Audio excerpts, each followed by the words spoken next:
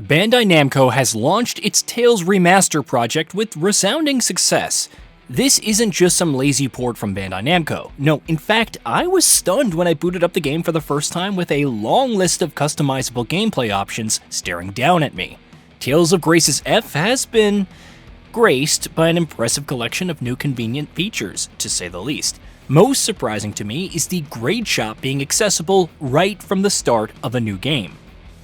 The Grade Shop gives players a large selection of mutators that alter the game in various ways, and until now was reserved for New Game Plus. Want to get the battles done faster? Just toggle the double damage grade on and prepare for some whirlwind fights involving fast reflexes. A decent chunk of grades fall into the handicap category. Things like half-price shops, double experience gain, double drop rates, you get the gist.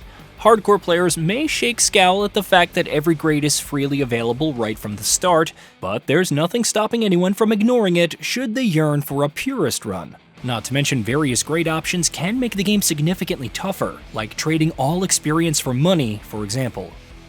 Of course, there's more new here than just a front-loaded and free grade shop. Enemy encounters can be toggled on or off, cutscenes and skits are finally skippable, there's destination icons and event indicators, regular battles have a retry option, Japanese voices arrive for the West, and so much more. And it wouldn't be a remaster without some amount of graphical touch-up. While small, the colors and textures have been enhanced for HDR and 4K monitors. Pretty much every convenient feature listed here can be toggled on or off, making the experience personalized to the tiniest detail. Want the vanilla OG experience? Ignore the grade shop and toggle all the new features off to have yourself a challenging yet satisfying playthrough.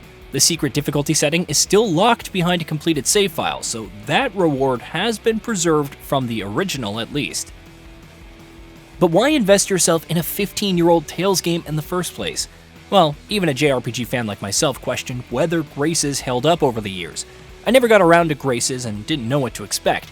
I'm fond of Abyss, and to a lesser extent Vesperia, but wasn't floored by either of them.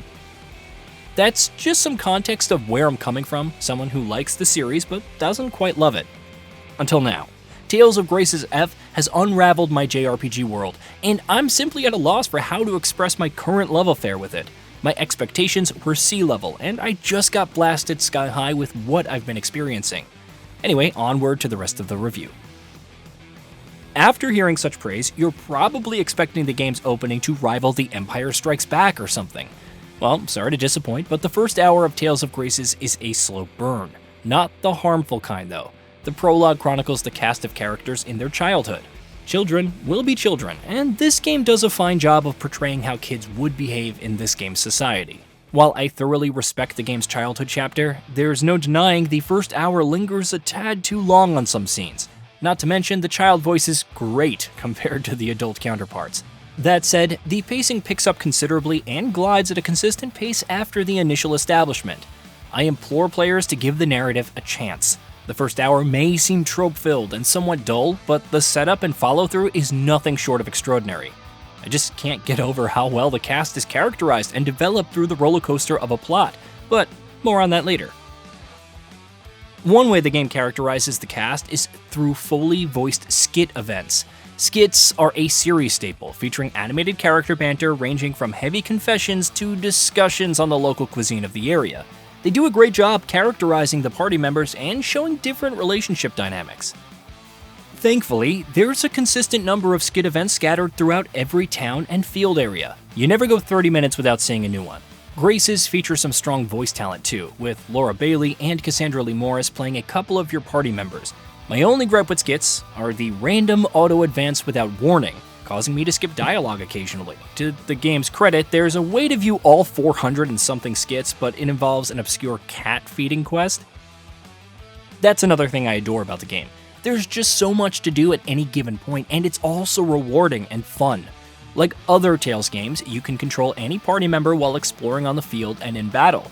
This game goes further, and adds a bunch of unique commentary when examining environmental points of interest with different characters.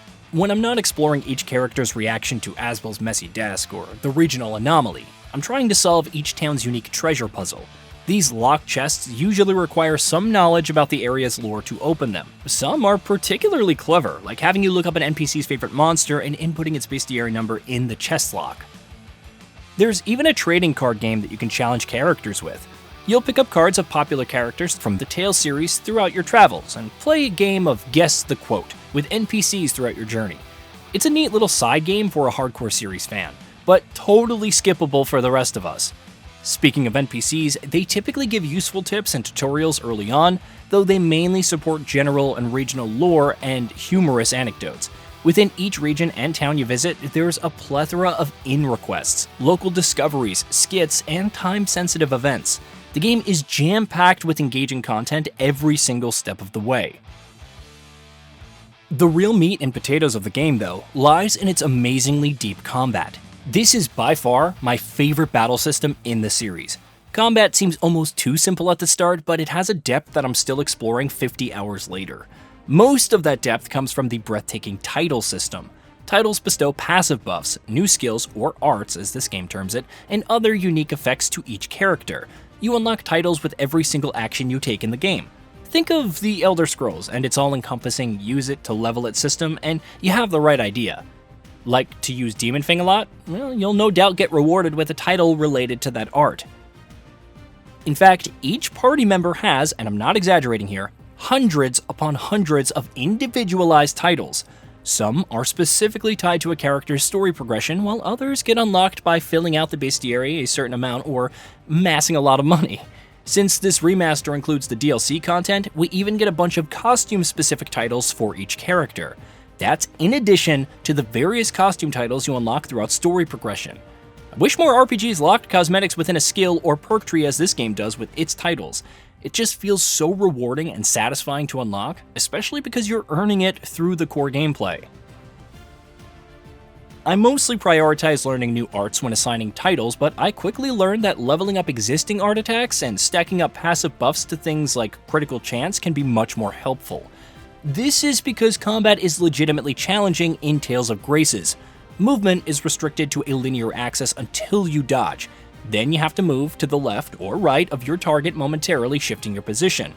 Perfect dodges are especially crucial considering how hard bosses can hit.